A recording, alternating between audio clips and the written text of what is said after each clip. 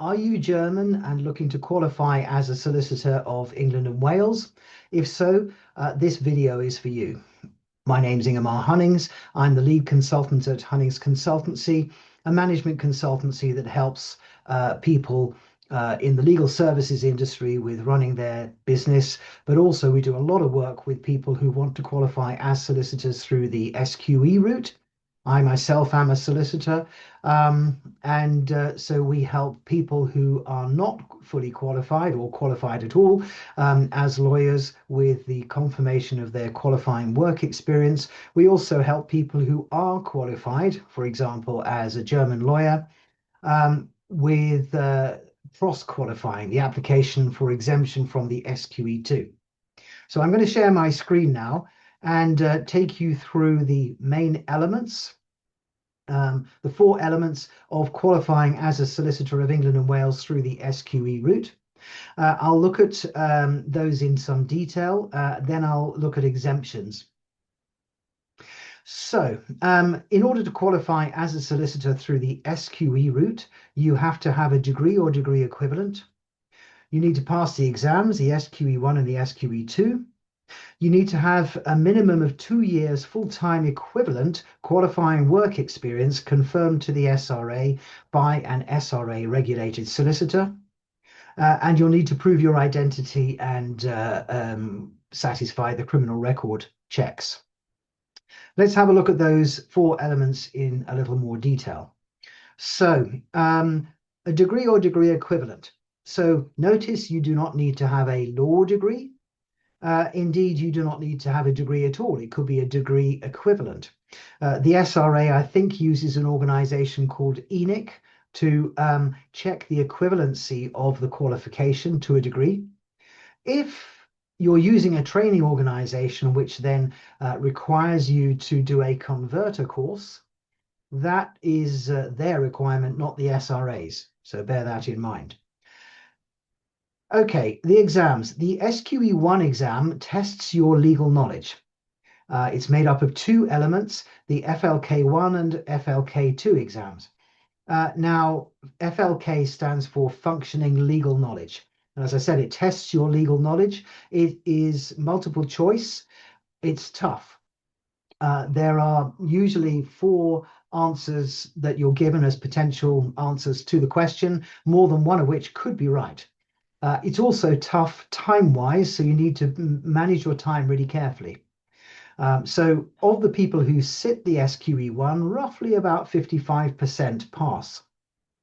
You can only apply for the SQE2 exam if you have passed the SQE1 or been granted an exemption. I'll talk about exemptions a little bit later.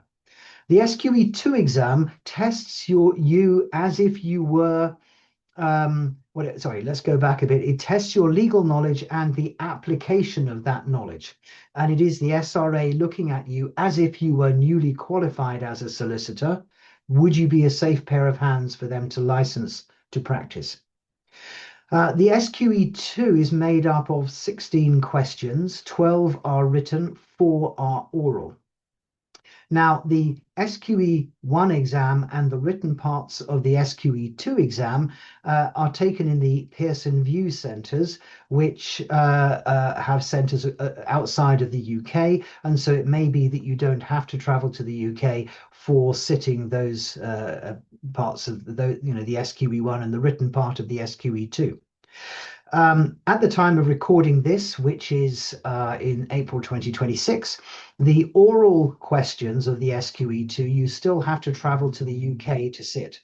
And I think they're sat in Cardiff, London and Manchester, but it might change by the time you get to sit these. So of the people who sit the SQE2, roughly about 77% pass, which might make you think that that's easier. But remember that it's a filtered group, because only those people who have already passed the SQE1 or been exempted from the SQE1 can sit the SQE2. Right. Qualifying work experience. You need to have a minimum of 2 years full-time equivalent qualifying work experience confirmed to the SRA by an SRA regulated solicitor. So full-time equivalent. the SRA is being as flexible as it can be here. So it could be that you're working part-time or only part of your time is qualifying work experience. The SRA defines full-time as a minimum of 32 hours a week. What is qualifying work experience? It is the provision of legal services. And then the SRA has gone on to say that it does not have to be done in English and Welsh law. It does not have to be done in England and Wales. It does not have to be done in a law firm. It could be voluntary. You can reach back in time as far as you want for it, and you can use an external solicitor for the confirmation. For example, if you don't have a solicitor in your own organization. So you could be working in-house. And indeed, we provide a service acting as external confirming solicitors, as I mentioned before. At the time of recording this video, we've done this, we've confirmed the QWE of over 190 people across the world. More than half have been working in-house. More than half have been outside the UK. I've been told that many people in Germany don't fully qualify as lawyers because effectively you have to qualify up to the level of a judge. And so many people are working in industry, in businesses, providing legal services, but don't have the German full qualification. So you could cross-qualify, or you could qualify as a solicitor of England and Wales, which I believe will help your career because you'll then have the legal qualification. Your work, providing it is QWE, the provision of legal services, would be acceptable for the SRA. So do bear that in mind and give me a shout. I will now bring up onto screen this page of our website, and you can see that this is all about the service that we provide to help with people who are looking for an external solicitor to confirm their qualification, their qualifying work experience. Now, when I am on the SRA website confirming qualifying work experience as an external solicitor, I'm required to do a little bit more than if you would have been just working in my law firm. I'm required to confirm that I have viewed your work, reviewed your work, and that I have got feedback from your supervisor. Your supervisor doesn't have to be a lawyer, just someone who supervised your work. So I do that usually via a Zoom call. And the reviewing of the work, I always do via Zoom with you sharing your screen to show me the work. If it's in German, I'd need to see a translation, not a problem. You can get Google to do that if you don't want to. But the work stays on your computer. So for confidentiality purposes and concerns, it stays on your computer. I'm happy for you to redact anything confidential. I'm happy to sign a non-disclosure agreement. If you have questions about this, feel free to message me.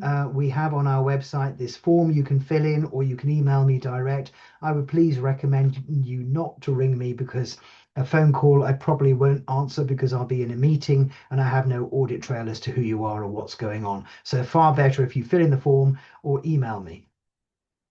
Okay, we usually offer a free, no obligation Zoom to explore whether it's appropriate for us to assist you with this. Okay, so the qualifying work experience we've talked about there. Then proving your identity, criminal records checks. Criminal records checks will be wherever you are, what the appropriate method is for getting those for the SRA. Proving your identity. Yeah, we have a small service here. If you don't have a solicitor to do this, you can see that we could assist you with this. The SRA uses a company called Atlantic Data to do this. Right, let's talk about exemptions. You cannot be exempted from the need for a degree or degree equivalent. SQE1. It is possible for you to get exemption from the SQE1 exam, but in reality, the only way you're going to get it is if you happened to have sat the old LPC exam for the old route to qualify as a solicitor, and you have passed that, you could trade in your pass of the LPC to get an exemption from the SQE1. You effectively would move across from the LPC route to the SQE route. We're in the transition period, so that is still available for you to do. The SRA seems to be unwilling to grant exemption from both exams. So if you are qualified as a lawyer, and only if you're qualified as a lawyer, can you apply for an exemption from the SQE2. If you're in that situation, plus you have an LPC pass, then you have a choice, and it's up to you. I'll talk more about how you apply for an exemption from the SQE2, but it's only someone who is a qualified lawyer who can apply for an exemption from the SQE2.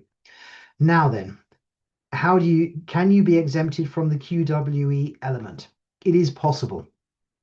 So, if you're not qualified as a lawyer, you won't be able to be exempted from the SQE2. If you are qualified as a lawyer, there are some options for you. If you are qualified as a lawyer and you have an LPC pass by chance from the old route to qualify, you have a choice. You can trade in your LPC to get an exemption from the SQE1. Then the SRA will require you to sit and pass the SQE2, and you will need to have a minimum of 2 years full-time equivalent QWE confirmed to the SRA by an SRA regulated solicitor. If you are qualified as a lawyer and you instead apply for exemption from the SQE2, you will have to sit the SQE1 and pass that, of course, but you will automatically be exempted from the QWE element. Now, you may want to listen to this bit again just to work out the alternatives there. By the way, if you have sat and failed the SQE2, you will not be able to apply for an exemption for it, okay? Because your failure is proof that you do need to sit and pass it. You can apply for an exemption from the SQE2 before you sit the SQE1, by the way. You can get your QWE confirmed before you start any of this, or during the exams, or after the exams. The SQE2 exemption does not expire. Now let's have a look at the situation and how you apply for an exemption from the SQE2 if you are a German qualified lawyer. I'm going to bring up this page from the SRA website. You are in the blessed position, if you are a Rechtsanwalt, please excuse my pronunciation, your qualification has been pre-approved by the SRA and you have an agreed exemption. It only applies to lawyers who have qualified through the jurisdiction's full legal qualification route, not to those who have cross-qualified. So, if you have that full qualification there, you have an agreed exemption, and so the application form is very simple for you. You fill in section 1, who you are, section 2, where you're qualified, about the bar, section 3, I believe 2.2, I believe the answer to everything is yes.